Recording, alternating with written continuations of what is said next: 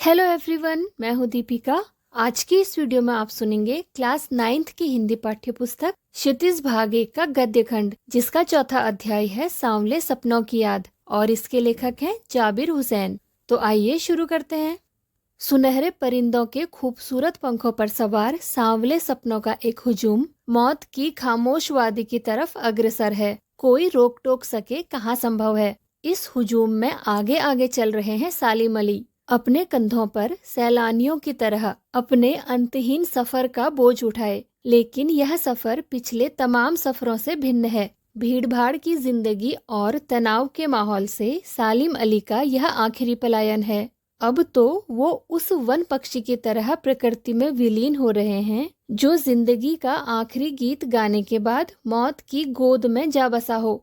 कोई अपने जिस्म की हरारत और दिल की धड़कन देकर भी उसे लौटाना चाहे तो वह पक्षी अपने सपनों के गीत दोबारा कैसे गा सकेगा। मुझे नहीं लगता कोई इस सोए हुए पक्षी को जगाना चाहेगा। वर्षों पूर्व खुद सालिम अली ने कहा था कि लोग पक्षियों को आदमी की नजर से देखना चाहते हैं। यह उनकी भूल है। ठीक उसी तरह जैसे जंगलों और पहाड़ों, झरनों और आबशारों को वो प्रकृति की नजर से नहीं, आदमी की नजर से देखने को उत्सुक रहते हैं। भला कोई आदमी अपने कानों से पक्षियों की आवाज का मधुर संगीत सुनकर अपने भीतर रोमांच का सोता फूटता महसूस कर सकता है। एहसास की ऐसी ही एक ऊबड़ खाबड़ जमीन पर जन्मे मिथक का नाम है सालिम अली।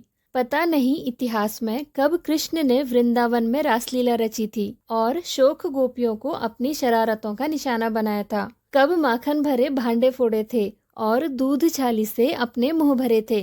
कब वाटिका में छोटे छोटे किंतु घने पेड़ों की छाह में विश्राम किया था। कब दिल की धड़कनों को एकदम से तेज करने वाले अंदाज में बंसी बजाई थी। और पता नहीं कब वृंदावन की पूरी दुनिया संगीतमय हो गई थी। पता नहीं यह सब कब हुआ था, लेकिन कोई आज भी वृंदावन जाए तो नदी का सांवला पानी उसे पूरे घटनाक्रम की याद दिला देगा। हर सुबह सूरज निकलने से पहले जब पतली गलियों से उत्साह भरी भीड़ नदी की ओर बढ़ती है तो लगता है जैसे उस भीड़ को चीरकर अचानक कोई सामने आएगा और बंसी की आवाज पर सब किसी के कदम थम जाएंगे। हर शाम सूरज ढलने से पहले जब वाटिका का माली सैलानियों को हिदायत देगा तो लगता है जैसे बस कुछ ही क्षणों में वो कहीं से आ टपकेगा और संगीत का जादू वाटिका के भरे पूरे माहौल पर छा जाएगा। वृंदावन कभी कृष्ण की बांसुरी के जादू से खाली हुआ है क्या? मिथकों की दुनिया में इस सवाल का जवाब तलाश करने से पहले एक नजर कमजोर काया वाले उस व्यक्ति पर डाली जाए जिसे हम सालिम अली के नाम से जानते हैं। उम्र की शती तक पहुंचने में थोड़े ही दिन तो बच रहे थे। संभव है लंबी यात्राओं की थकान ने उनके शरीर को कमजोर कर दिया हो और कैंसर जैसी जानलेवा बीमारी उनकी मौत का कारण बनी हो। लेकिन अंतिम समय तक मौत उनकी आंखों से वह रोशनी छीनने में सफल नहीं हुई जो पक्षियों की तलाश और उनकी हिफाजत के प्रति समर्पित थी। सालिम अली की आंखों पर चढ़ी दूरबीन उनकी मौत के बाद ही तो उतरी थी। उन जैसा बर्ड वॉचर शायद ही कोई हुआ हो, लेकिन एकांत क्षणों में सालिम अली बिना दूरबीन भी देखे गए हैं। दूर क्षितिज तक फैली जमीन और झुके आसमान को छूने वाली उनकी नजरों में कुछ कुछ वैसा ही जादू था जो प्रकृति को अपने घेरे में बांध लेता है। सालिम अली उन लोगों में से थे जो प्रकृति के प्रभाव में आने के बजाय प्रकृति को अपने प्रभाव में लाने के कायल होते हैं। उनके लिए प्रकृति में हर तरफ एक हंसती खेलती रहस्य भरी दुनिया पसरी थी। वह दुनिया उन्होंने बड़ी मेहनत से अपने लिए गढ़ी थी। इसके गढ़ने में उनकी जीवन साथी तहमीना ने काफी मदद पहुंचाई थी। तहमीना स्कूल के दिनों में उनकी सहपाठी रही थी।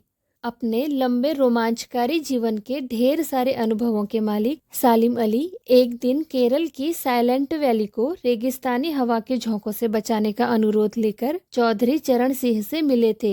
वे प्रधानमंत्री थे।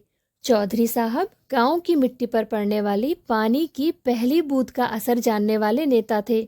पर्यावरण के संभावित खतरों का जो चित्र सालिम अली ने उनके सामने रखा उसने उनकी आंखें नम कर दी थी। आज सालिम अली नहीं हैं, चौधरी साहब भी नहीं हैं। कौन बचा है जो अब सौंधी माटी पर उगी फसलों के बीच एक नए भारत की नींव रखने का संकल्प लेगा? कौन बचा है जो अब हिमालय और लद्दाख की बर्फीली जमीनों पर जीने वाले पक्षियों की वकालत करेगा? सालिम अली ने अपनी आत्मकथा का नाम रखा था fall of a sparrow.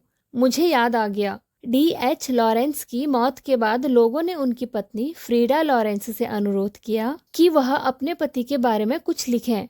Frida चाहती तो ढेर सारी बातें लॉरेंस के बारे में लिख सकती थी, लेकिन उसने कहा, मेरे लिए लॉरेंस के बारे में कुछ लिखना असंभव सा है। मुझे महसूस होता है मेरी छत पर बैठने वाली गौरैया लॉरेंस के बारे में ढेर सारी बातें जानती है, मुझसे भी ज्यादा जानती है। वो सचमुच इतना खुला खुला और सादा दिल आदमी था। मुमकिन है लॉरेंस मेरी रगों में, मेरी हड्डियों में समाया हो, लेकिन मेरे लिए कितना कठिन है उसके बारे में अपने अनुभवों को शब्दों का जामा पहनाना। मुझे यकीन है मेरी छत पर बैठी गौरैया उसके बारे में और हम दोनों ही के बारे में मुझसे ज्यादा जानकारी रखती है। जटिल प्राणियों के लिए सालिम अली हमेशा एक पहेली बने रहेंगे। बचपन के दिनों में उनकी एयर गन से घायल होकर गिरने वाली नीले कंठ की वह गौरैया सारी जिंदगी उन्हें खोज के नए नए रास्तों की तरफ ले जाती रही।